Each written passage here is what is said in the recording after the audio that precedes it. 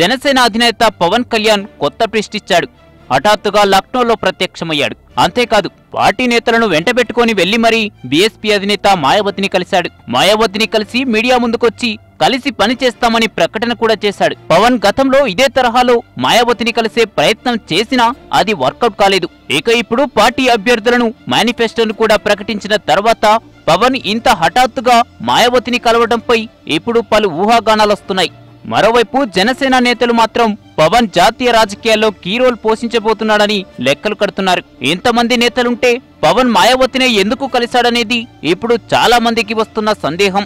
మాయావతి ప్రధాని అభ్యర్థిగా ప్రచారం జరుగుతుంది కాబట్టే పవన్ ఆమెను కలిశాడనేది మరొక విశ్లేషణ. పవన్ దళిత ఓట్లపై దృష్టి పెట్టాడనేది ఇంకో ప్రచారం. వెరసి జనసేన అధినేత మాయావతిని కలవడం మాత్రం ఇప్పుడు తెలుగు రాష్ట్రాల్లో ఆసక్తిని కలిగిస్తున్న అంశం.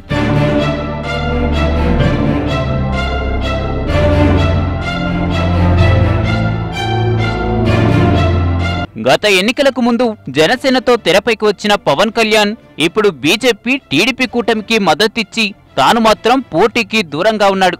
అప్పుడప్పుడు ప్రజా సమస్యలంటూ కొన్నింటిని హైలైట్ చేస్తూ వచ్చిన పవన్ కళ్యాణ్ గత జనవరిలో టీడీపీపై యాంటీ స్టాండ్ తీసుకున్నాడు. పార్టీ ఆవిర్భావ దినోత్సవ వేడుకపై నుంచి టీడీపీపై తీవ్ర స్థాయిలో విమర్శలు చేసి టీడీపీపై యాంటీ స్టాండ్ తీసుకున్నాడు. ఓవైపు లెఫ్ట్ పార్టీలతో కలిసి పోటీ అంటూ మరోవైపు సోలోగా బరిలో దిగుతానని చెప్తూ వచ్చిన పవన్ కళ్యాణ్ తాజాగా ఎన్నికల షెడ్యూల్ విడుదలైన క్రమంలో 32 మంది అసెంబ్లీ అభ్యర్థులను, 4 పార్లమెంట్ అభ్యర్థులను అందరికంటే ముందుగానే అనౌన్స్ చేశాడు. ఇక రాజమండ్రిలో పార్టీ 5వ ఆవిర్భావ సభ నిర్వహించిన పవన్ అట్నుంచి అట్టే లక్నో వెళ్లి మరీ మాయావతిని కలిసి వార్తలోకెక్కాడు.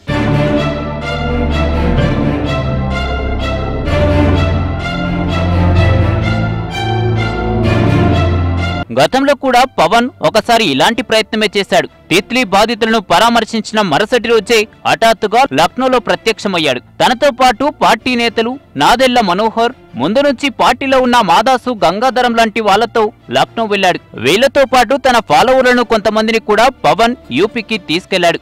ఇక మాయావతితో అపాయింట్మెంట్ తీసుకుని మరీ ఆమెతో భేటీ అవ్వాలని పవన్ చేసిన ప్రయత్నం ఫలించలేదు. అందుకే స్థానిక బీఎస్పీ నేతలతో కలిసి హడావుడి చేసి అక్కడే ఉన్న అంబేద్కర్ సందర్శనాలయం చూసి వచ్చేశాడు. ఈ భేటీపై అప్పట్లో మీడియా ప్రతినిధులు ప్రశ్నిస్తే భావ సారూప్యం ఉన్న ఒకే పార్టీలను ఒకే వేదిక మీద తెచ్చేందుకు తాను ఈ ప్రయత్నం చేస్తున్నానని, ఇది మాత్రం మర్యాదపూర్వక భేటీయేనంటూ ట్విస్ట్ ఇచ్చాడు.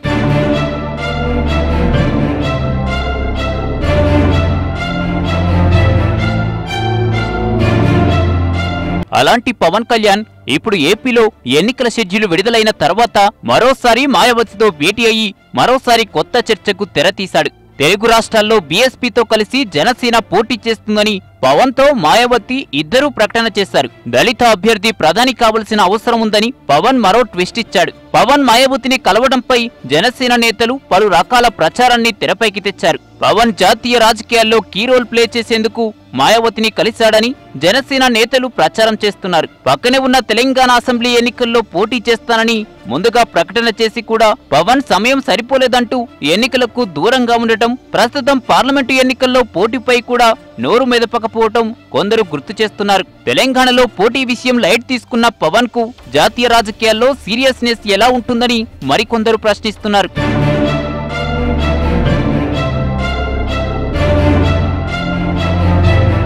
మరోవైపు టీడీపీ నేతలు మాత్రం ఇదంతా మోడీ ప్లాన్ లో భాగమేనని తేల్చేస్తున్నారు. మోడీ డైరెక్షన్ లో గవర్నర్ నడుస్తుంటే ఆయన డైరెక్షన్ లో పవన్ నడుస్తున్నాడని ఆరోపిస్తున్నారు. గతంలో కేసీఆర్ ప్రజా ఫ్రంట్ అని కొంతకాలం, ఫెడరల్ ఫ్రంట్ అని మరికొంతకాలం హడావుడి చేసి తర్వాత సైలెంట్ అయిన తీరును కొందరు గుర్తు చేస్తున్నారు. ప్రస్తుతం మాయావతి తనకు తానే ప్రధాని అభ్యర్థిగా ఫోకస్ చేసుకునే ప్రయత్నం చేస్తోంది. ఇప్పటికే బీఎస్పీతో చేతులు కలిపి తనకు కాంగ్రెస్ తో ఎక్కడా పొత్తు ఉండదని తేల్చేసింది. ప్రస్తుతం పలు రాష్ట్రాల్లో జరగనున్న సార్వత్రిక ఎన్నికల్లో చాలా చోట్ల బీఎస్పీ ఓట్లు కూడా కీలకమవుతాయి. అందుకే బీజేపీ నేతలు మాయావతిని బుజ్జగించే క్రమంలో పవన్ ను రాయబారిగా పంపారని ప్రచారం నడుస్తోంది. మరోవైపు భవిష్యత్తులో తమకు ప్రధాని అభ్యర్థిగా మాయావతి అడ్డు లేకుండా చేసుకోవడంలో కూడా ఈ ప్లాన్ లో భాగమంటున్నారు. గతంలో కేసీఆర్ ప్రజా ఫ్రంట్ పేరుతో కూడా బీజేపీ వ్యతిరేకులందరినీ బుజ్జగించే ప్రయత్నం చేయడాన్ని ప్రస్తుతం కొందరు గుర్తు చేసుకుంటున్నారు.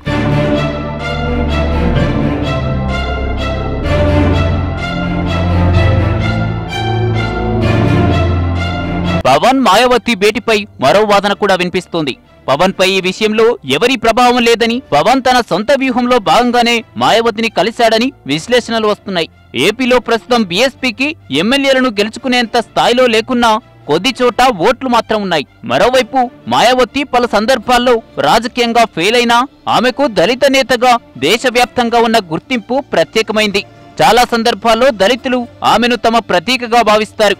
అందుకే పవన్ దళిత ఓట్లను తన వైపు తిప్పుకునే ప్రయత్నంలోనే మాయావతిని కలిశాడని అంటున్నారు. అవసరమైతే తన పార్టీ తరపున కొంతమంది దళిత నేతలకు బీఎస్పీ అభ్యర్థులుగా టికెట్లు కూడా ఇస్తాడని చెప్తున్నారు. కాపులు ఎలాగూ తన వైపే ఉన్నారని లెక్కలు కడుతున్న పవన్ ఇప్పుడు మాయావతితో భేటీ ద్వారా దళితుల మద్దతు కోరుకుంటున్నాడని అంటున్నవారు ఉన్నారు. అందుకే మాయావతిని ప్రధాని అభ్యర్థిగా కూడా ఫోకస్ చేసే ప్రయత్నం చేస్తాడని వాదనలు వస్తున్నాయి. కారణాలు ఏవైనా ఇన్ని రోజులుగా ఏపీ రాజకీయాలకే పరిమితమైన పవన్ కళ్యాణ్ మాయావతితో భేటీ రూపంలో కొత్త స్టెప్ తీసుకోవడం మాత్రం ఆలోచించవలసిన విషయమే. ఈ స్టెప్ వెనుక పవన్ మనసులో అసలు వ్యూహం ఏంటనేది ఇప్పుడు ఇంట్రెస్టింగ్ టాపిక్.